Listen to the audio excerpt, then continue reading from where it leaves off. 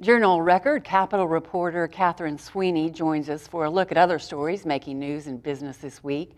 Wind energy in Oklahoma is still expanding, even with the loss of tax incentives. What's driving that?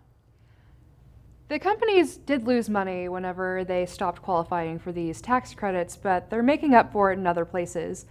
Anytime that technology has been around for a little bit, it gets less expensive to make. Look at your flat screen TV.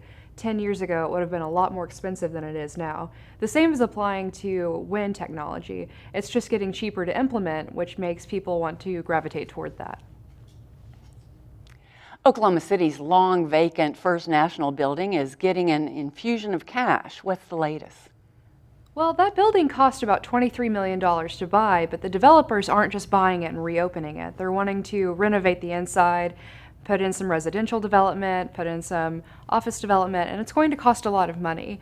And they need help. So the city of Oklahoma City agreed to loan them $45 million for the project.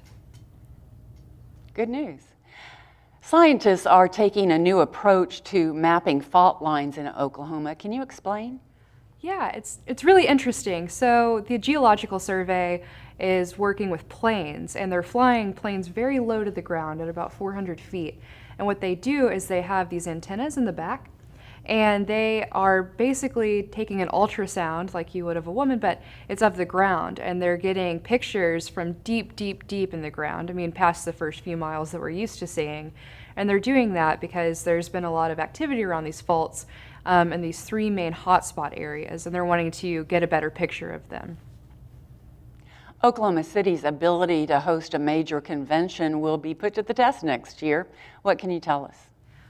So about 25,000 people are going to be here next year. The National Baptist Convention will be hosted in Oklahoma City, and that's going to be one of the biggest groups that the city will ever have hosted by that point.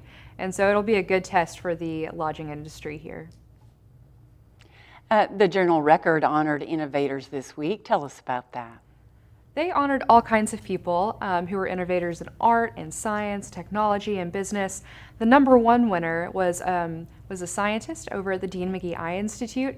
He found a new way to operate on eyes for people who are developing glaucoma. So that's a disease that can make you blind.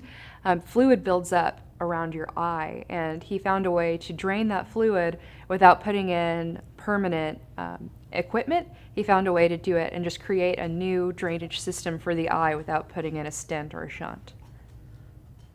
And what are you working on for next week?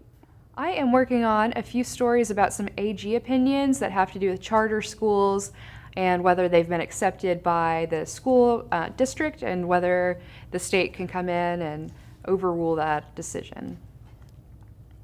Catherine Sweeney with the Journal Record, thanks so much for being with us. Thank you for having me.